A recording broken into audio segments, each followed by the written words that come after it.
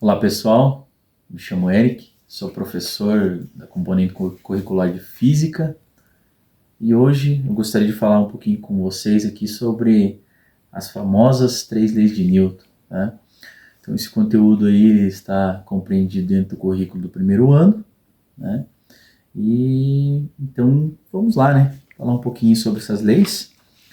E para iniciar, eu gostaria aqui de fazer uma breve introdução, né? Falando sobre Sir Isaac Newton, né, que foi o cara aí que desenvolveu e trouxe, né, equações, a matemática, né, para poder nos auxiliar na dedução dessas leis tão importantes. Claro que houve outros antes dele que já tiveram suas contribuições muito importantes também, né, como por exemplo Galileu com as suas experimentações, plano inclinado, queda de corpos, e Descartes também teve suas contribuições em relação às leis do movimento. Mas quem veio e descreveu o processo mesmo, trazendo essas leis tão importantes aí para nós, foi Isaac Newton, tá bom? Então vamos falar aí sobre estas leis agora, né? Trazer um breve aparato teórico aí, para a gente tentar entender um pouquinho melhor como elas funcionam. Então vamos lá.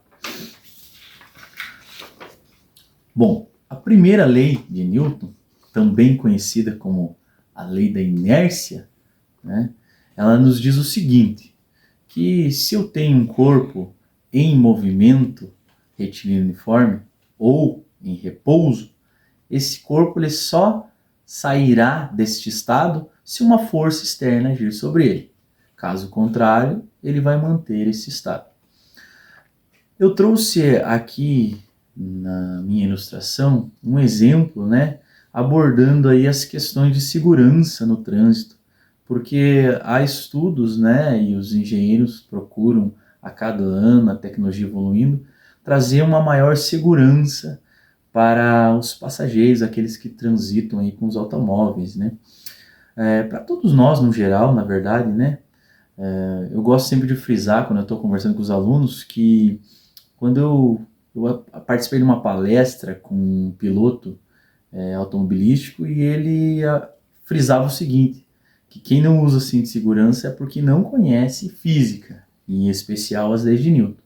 Porque se conhecesse, né, pessoal, certamente ia usar aqui os aparatos de segurança, né, porque além de ser algo obrigatório, né, pode salvar vidas, tá? Mas aonde a lei de Newton influencia nisso? Nós sabemos, né, eu acabei de relatar aqui a teoria da lei, que se nós temos um corpo em repouso, ele vai permanecer em repouso. Agora, se nós também temos um corpo em movimento retilíneo uniforme, ele tende a continuar em movimento retilíneo uniforme, a menos que uma força externa diferente de zero age sobre ele.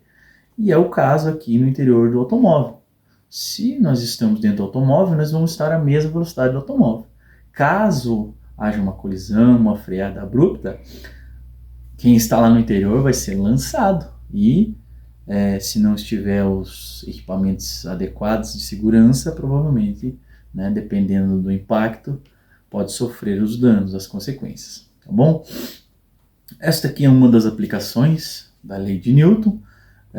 Outra bastante interessante também é na questão de economia de combustível nas viagens espaciais, porque em certos momentos no espaço, na viagem, o foguete ele pode sim ser desligado, né, os seus motores ali, porque o princípio da lei de Newton também se aplica e o movimento, né, do foguete ele vai tender a ser contínuo, né? Então, eu trago aqui dois exemplos de aplicação para evidenciar a lei, a primeira lei de Newton, a lei da inércia. Tá bom? Então vamos adiante, né? Para nós não sermos muito demorados.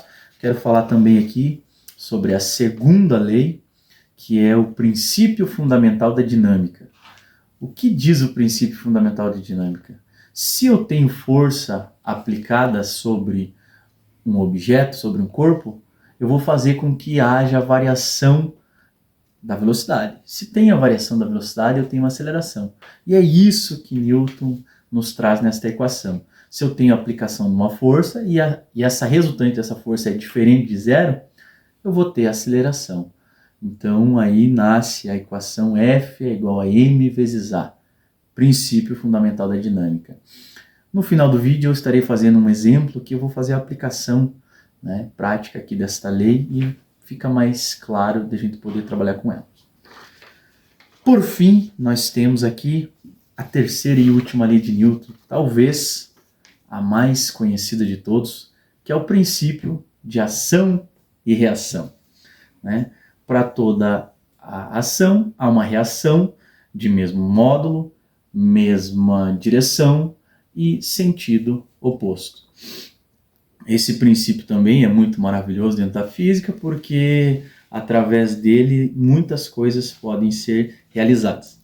Eu gosto muito de trabalhar com isso aqui, né, quando eu estou falando de ação e reação, com o experimento do propulsão a jato, né, que usa um balão e um carrinho, né, como exemplo.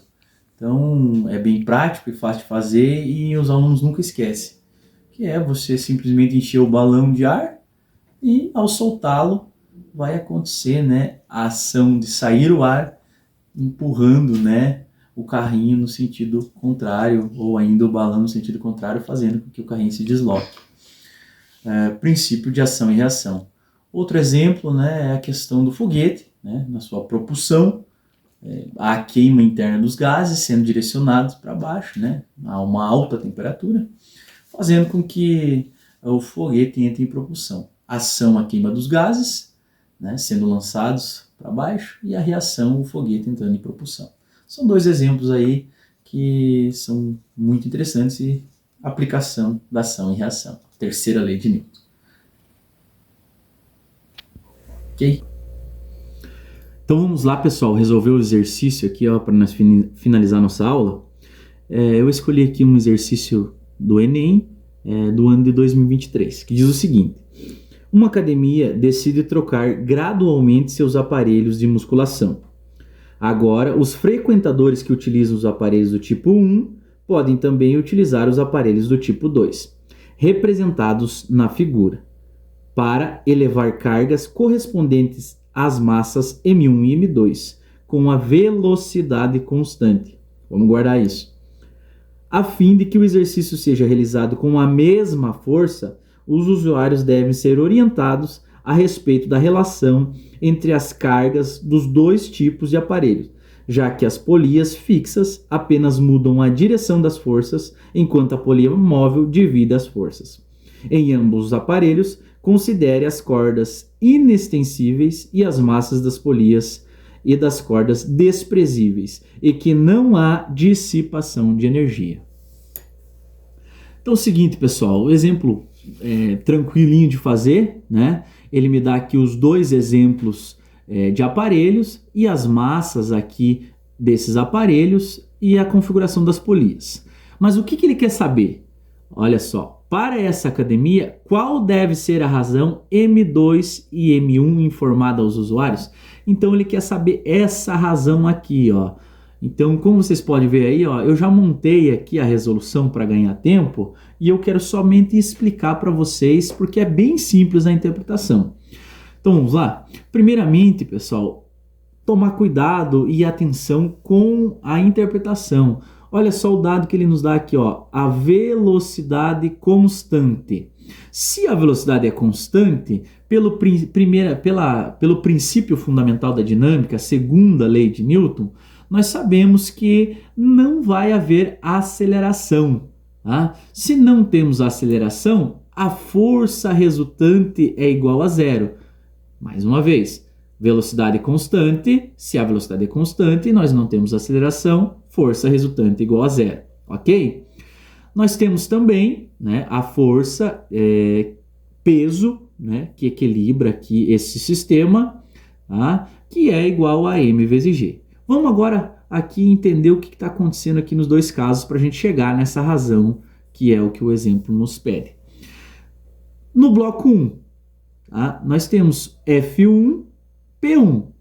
A resultante que age sobre esse bloco é F1 menos P1, igual a zero. Logo, F1, né, organizando os dados, vai ser igual a M1 vezes G. Substituindo aqui P1 por MG, nós temos F1 igual a M1 vezes G. Ok? Então aqui nós achamos a primeira equação aqui para o bloco 1, em relação à força. Para o bloco 2, a única coisa que muda é a questão das forças, que nós vamos ter duas forças atuantes no sentido contrário à força peso. Logo, 2F2 é igual a M2 vezes G. Organizando os dados, nós temos que F2 é igual a M2 vezes G, divididos por 2. Igualando a equação F1, que é M1 vezes G, igual a F2, que é M2 vezes G dividido por 2, nós temos que, aqui ó, simplificando aqui ó, gravidade e gravidade, vai ficar M2 sobre M1 igual a 2. Tá bom, pessoal? Então, no gabarito é a resposta alternativa D, que é igual a 2. A razão M2 sobre M1. Muito obrigado. Então, pessoal, agradeço pela atenção, né? E até a próxima.